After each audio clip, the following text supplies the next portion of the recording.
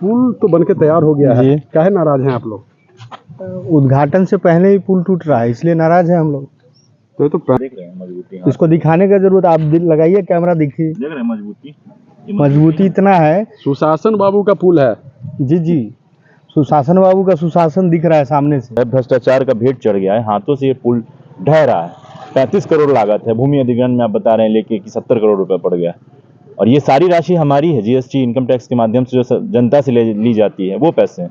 हम सुशासन बाबू की पोल खोलती एक तस्वीर फिर एक बार सामने आई है, जहां 35 करोड़ के लागत से बने पुल का अभी तक उद्घाटन नहीं हुआ है, लेकिन अब वह पुल जो है खंडर में तब्दील होने लगा है। ऐसे में हमारी मौजूदगी मुजफ्फरपुर जिले के बोचहां प्रखंड के आथर पुल पर है और आप तस्वीरों के माध्यम से देख सकते हैं कि आथर पुल जो है वह मुजफ्फरपुर से बोचहां को जोड़ने वाली यह पुल है, बूढ़ी गंडक नदी के ऊपर बनी हुई है और इसका शिलान्यास 2014 में बसंत पंचमी के रोज बिहार के मुख्यमंत्री नीतीश कुमार के द्वारा किया गया था और यह 2019 के आसपास यह पुल पूरी तरह बन के तैयार हो गया था, लेकिन अभी तक इसका उद्घाटन नहीं हुआ। और आप तस्वीरों के माध्यम से देख सकते हैं कि पुल अब धीरे धीरे खंडर में जो है वह तब्दील होने लगी है, जिसके बाद यहाँ के लोगों में कहीं ना कहीं आक्रोश दिख रहा है। आपको बता दें कि यह तस्वीर सुशासन बाबू की पोल खोलती हुई नजर आ रही है, जिस पुल की लागत तकरीबन 35 करोड़ रुपए है। वहीं अगर भूमि अधिग्रहण की बात कर ले तो इस पुल की कुल लागत जो है तकरीबन भूमि अधिग्रहण को लेकर 70 करोड़ रुपए के आसपास आंकी गई है। उस पुल का अभी तक उद्घाटन नहीं हुआ और उस पुल जो है वह अब खंडहर में तब्दील होने लगी है।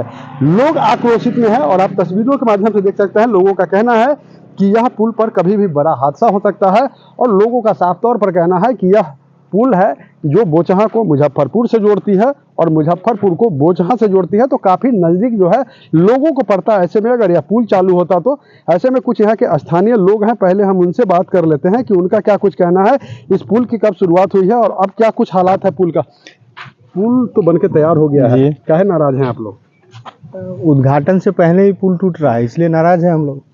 तो ये तो 35 करोड़ की लागत से बना हुआ पुल, मजबूत पुल है। मजबूत पुल है, लेकिन देखिए ना सामने तो दिख रहा है कि टूट रहा है।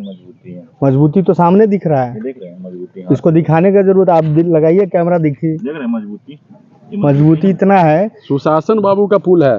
जी जी, सुशासन बाबू का सुशासन दिख रहा है सामने से। सुशासन बाबू का सुशासन दिख रहा है जी। 35 करोड़ की लागत से लगभग ये पुल बनाया गया था और भूमि अधिग्रहण की बात कर ले तो तकरीबन 70 करोड़ रुपए पर आता है इसमें। लोग अभी तक इसका उद्घाटन भी नहीं हुआ है और पुल ढहने लगा। क्या कहेंगे, सरकार क्या कर रही है? अरे निकम्मी सरकार है, हम क्या कहेंगे, ये तो सामने दिख रहा है। बिहार राज्य पुल निर्माण निगम चोर ठेकेदार को इसका काम दिया, जो कि गलत गिट्टी, गलत बालू, गलत सीमेंट और गलत सरिया से निर्माण किया गया। तो ये तो कभी भी धंस सकता है। जिस बिल्कुल में बिल्कुल, कभी भी धंस सकता है, कभी भी बड़ा हादसा हो सकता है। कभी भी बड़ा हादसा हो सकता है। क्या नाम हो गया? विकास कुमार पाठक। कौन सा जगह हो गया ये आथर घाट। अच्छा, ये पुल जो है कहाँ से कहाँ को जोड़ती है? ये मुजफ्फरपुर शहर से लेके मैठी टोल प्लाजा जाने वाली रास्ता, दरभंगा रोड को मुजफ्फरपुर के दोनों। पुल चालू रहे तो काफी आम लोगों को सहूलियत होगा इस पुल। जी जी, दरभंगा से पटना, मुजफ्फरपुर सबको जोड़ती है। जाम की भी समस्या शुरू नहीं होना पड़ेगा जी जी पूरा। लेकिन कहीं ना कहीं फिर क्या लगता है, घोटाला की भेंट चढ़ गया पुल? भ्रष्टाचार, घोटाला, सबका भेंट चढ़ गया, सबका भेंट चढ़ गया। चलिए, और भी कुछ लोग हैं, क्या कहेंगे? पुल तो बना हुआ है, काहे आक्रोशित है आप लोग? देश जो है ना त्रिस्तरीय चलता है, पीएम सीएम डीएम। मैं कोई गुरेज नहीं कहूंगा, सब चोर है, सब चोर है।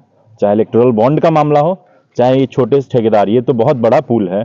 आप एक मुखिया, एक ग्रामीण स्तर का जो नाला बनाता है, अगर 5 लाख की लागत होती है 2 लाख खर्च करता है, उसमें विरोध करिए तो प्रधानमंत्री से लेके और छोटे जो पद के लोग हैं वो कहते हैं कि हम लोग आंदोलनजीवी हैं, फलाना ढिंकाना। तो आप देख रहे हैं किस तरह से ये जो है भ्रष्टाचार का भेंट चढ़ गया है, हाथों से ये पुल ढह रहा है। 35 करोड़ लागत है, भूमि अधिग्रहण में आप बता रहे हैं लेके कि 70 करोड़ रुपए पड़ गया। और ये सारी राशि हमारी है, जीएसटी इनकम टैक्स के माध्यम से जो जनता से ली जाती है वो पैसे हैं, हमारा ही पैसा है, इसमें सरकार का कुछ नहीं है। और ये पैसा इस तरह से भेंट चढ़ाया जा रहा है भ्रष्टाचार के नाम पे। बिहार में इससे पहले भी कई पुल ढह गए हैं जी, और अभी पुल भी आपको जो है वह भ्रष्टाचार की भेंट चढ़ गया है। क्या कीजिएगा, वो तो गुजरात में भी ढहा था, मोरबी में। वही दिखा देंगे, देखो गुजरात बहुत बड़ा हुआ स्टेट है, वहां ढह रहा है तो हम यहाँ क्या करेंगे। तो ये चाहे ये निगम हो, चाहे सरकार हो, चाहे मुख्यमंत्री, उनको पैसा चाहिए। अगर इसकी लागत 100 करोड़ है तो 50 करोड़ तो सरकार सीधा सीधा खाता है। और कौन नहीं जानता है इस बात को, 50% तो लगभग 50% तो ऐसे भ्रष्टाचार का भेंट बंदरबाट होता है पैसा। बंदरबाट होता है, जिसमें डीएम से लेके पीएम तक, मतलब मैं गुरेज नहीं करूंगा इस कहना, सबके पास पैसा पहुंचता है और इस वजह से ये हाल है। और आम जन अगर इसमें आवाज नहीं उठाए तो हम लोग को पिसना पड़ता है। क्या करें हम लोग, क्या करें हम लोग? दब ही सकते हैं ना, आवाज उठाएंगे तो दबाया जाता है, लेकिन फिर भी हम लोग झुकने वाले हैं नहीं, इसको ऐसे आवाज उठाएंगे। देवव्रत भाई तकरीबन 22 दिन अनशन पे बैठे थे तब ये पुल बना था, और 10 साल होने को है, अभी 10 साल होने को है, पुल का निर्माण पूरा नहीं पाया। ये तो कुछ नहीं, आप अप्रोच पर देखिए कई जगह धंस गया हुआ है, बिना मतलब का खाना पूर्ति। और ये आप पुल का बात करें, यहाँ से वहां देखेंगे पूरा गिट्टी उखड़ गया हुआ है, अभी इसका ओपनिंग नहीं हुआ है। कल होके हमारे बच्चे या हम कोई जाएगा, ये पुल टूटेगा, हमारी जान माल की क्षति होगी। भ्रष्टाचार से बहुत बड़ा नुकसान होने वाला है। और ये ऐसा नहीं, और ये बाढ़ ग्रस्त इलाका है, पूरा बाढ़ आता है यहाँ पे।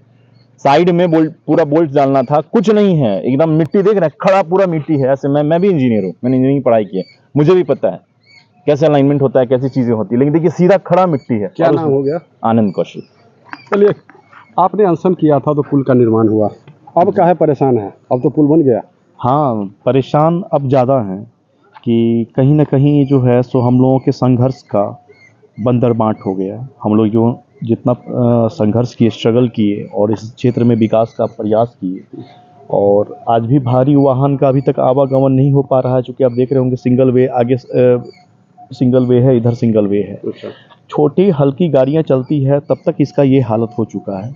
जिस दिन इस पर 16 चक्का 20 चक्का का गाड़ी चलने लगेगा, आर पार होने लगेगा, उच्च स्तरीय पुल है, तो हाथों से जब पुल का जो है सो, और ये जो देख रहे हैं ब्लैक एंड वाइट, इधर वाइट है इधर ब्लैक है, तो जब इसका आप बैरिंग कोट देख रहे हैं उड़ चुका है, और भी जगह जो पुल का वो जो मुख्य हिस्सा देख रहे हैं धीरे धीरे वो टूट रहा है या जिसमें क्रैक आ गया है।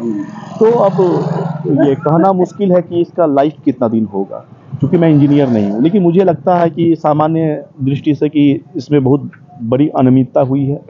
इसमें काम करने वाले और करवाने वाले जो विभाग के इंजीनियर है और कंपनी है, उसने पूरा का पूरा घोटाला कर दिया है। और इस पर उच्च स्तरीय आप लोगों के माध्यम से संज्ञान लेकर सरकार कार्रवाई करे, नहीं तो हम लोग समझेंगे कि सरकार इसके साथ, इस चोर के साथ चोरी करने में सम्मिलित है। एक तरफ सरकार कह रही है कि सुशासन की सरकार है बिहार में, तो फिर इतने बड़ा भ्रष्टाचार कैसे? सर, सुशासन की सरकार यही है कि हमारे समाज के लोग जो हैं हॉस्पिटल में जब आंख का इलाज करवाने जाते हैं तो मुजफ्फरपुर में कांड होता है। एक बच्ची बलात्कार के लिए पीड़ित जाती है तो उसका इलाज के बिना वो मर जाता है।